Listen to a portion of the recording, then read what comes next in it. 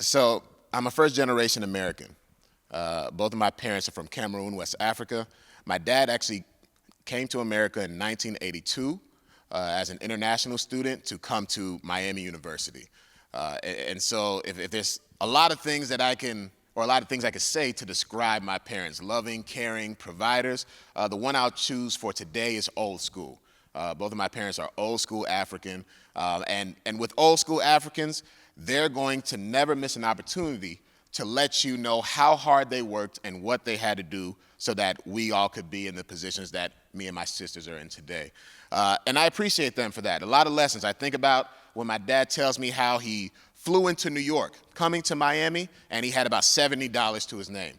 And how when he got to New York, he had to figure out a way to get from New York to Oxford, Ohio. If you're not familiar with the two places, they are not neighboring cities. Right, and so you get examples like that, or how he had to work in McDonald's through college to help pay for school. And so they will never miss an opportunity to just let us know where we come from. And I value that so much. But at the same time, there are a lot of times where we don't necessarily hear about the joys. We don't necessarily hear about those celebrations that happened in that transition period. Although it was new, although we were, he was coming with a chip on his shoulder, I don't get a lot of those happy moments when we talk to him unless we dig a little bit more. I'm here to talk to you today about diversity, equity, and inclusion, and especially in this space, in a higher ed landscape, of how we have those conversations and how we really can approach those in a different manner to meet our audiences that we're intending to meet. And so it is important that we, one, recognize that a lot of times when we're talking about diversity, when we're talking about equity, when we're talking about inclusion, these are topics coming from, a lot of times, places of trauma. They're coming from places of pain where things have happened and we have to reckon with those things.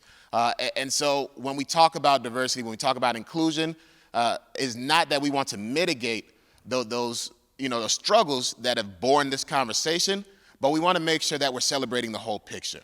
And so that's really what I want to talk to you today about. How do we talk about DE&I in a healthy way? And so not in the absence of pain, but in the inclusion of joy. And so when I think about how we can talk about diversity, equity, and inclusion in a holistic sense, I like to think about kale. Right? Sorry, not that kale. There we go. We love acronyms in higher ed, but really framing our conversations, our initiatives, our programs about DEI in one of these four boxes here: community, activism, legacy, and education. I think if we can nest our conversations, nest our programs in one of those four areas, it also allows us to acknowledge what has happened and the truth, and also move towards reconciliation. And so just so I can break these down a little bit for you, one is community. And again, I serve as the director for the Center for Student Diversity and Inclusion, and so one of our main priorities is to help build and foster community for students on this campus. Some ways that we've been able to do that during the pandemic, one is our Versus battle. So if you have not heard of what Versus is, it's really something, I don't know where you've been, but on Instagram, you'll have your two favorite artists go head to head.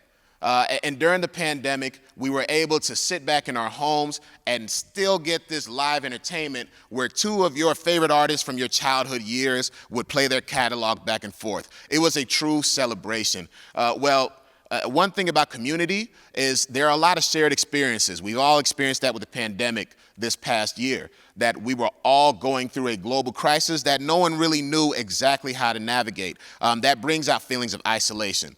Things that go directly against community. And so what we were able to do in the center was grab a couple of our students in our Black Student Action Association and collaborate with the University of Cincinnati to do a versus battle with their Black student organization.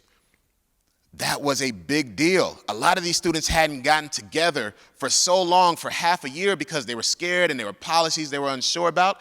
But we provided a safe environment to actually build on a rivalry that's already there and a community that's already there.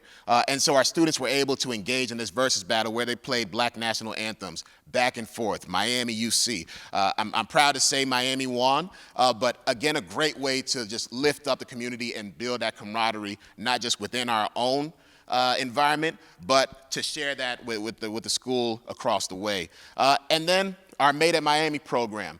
And so this picture on the right is actually from this year. We were able to bring our MADE students, our incoming freshmen in back to campus and welcome them with open arms. This is the first large-scale in-person program probably since commencement that the university has seen. And before that, there were none throughout the pandemic. And so just getting a chance to celebrate with one another, still in a safe fashion, is so important when we're talking about the work that we do with DEI. So community can never be forgotten. Activism. Now, a lot of times when we talk about activism, maybe what comes to mind is picket signs and protest. But activism can take many different forms, and that's really what this conversation is about today. What are the different forms that we can take to talk about DEI? And so we actually got the chance to celebrate Martin Luther King Day by partnering with different offices across campus and bringing alums, bringing current students, bringing staff to talk to a giant in Nikki Giovanni, the poet, the activist, and just get to know a little bit about what, get some advice on what we can do in our current situation to push social justice forward, to push education reform forward. And that was just a very vibrant conversation, one that I'll never forget absolutely as being on that panel. And then for Women's History Month, we brought comedian and activist and poet Amanda Seales, where she talked to a panel of women and talked about women in the industry, in entertainment, and how that looks as far as equity goes, right? And so engaging conversations with folks who have done the work is also a big part of that, of activism and learning. When we talk about legacy, this is so important because you have to acknowledge those who are currently in the struggle and doing the work, those who are on the ground. And so any way that we can find to uplift those folks, we have to take them, we have to do that every time. And so the picture here, whether that's our current graduates celebrating after what is a very odd senior year, right? Or the picture on the right, where we were actually able to recognize and acknowledge 7 of the most influential women on Miami's campus. They were voted on by their peers, and it just made for an amazing, even though it was virtual, just an amazing way to say thank you for what you do.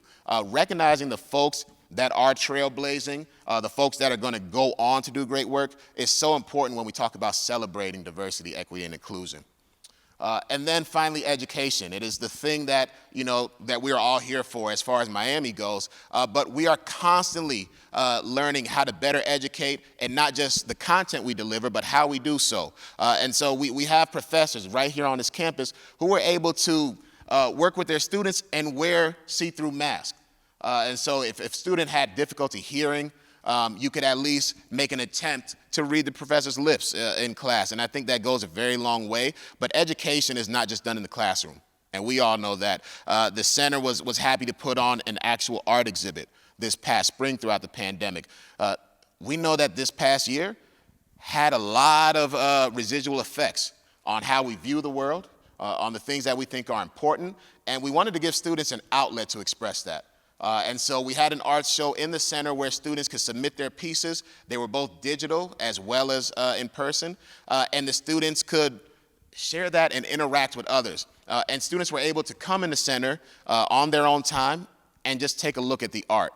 Or if they were remote, they were able to log in and do the same, and just allow that cross conversation to happen among students talking about their own forms of expression is very important. I think if we, as educators, as practitioners, can learn to at least tell the whole story when it comes to diversity, equity, and inclusion, from there the possibilities are endless. We do get to build community.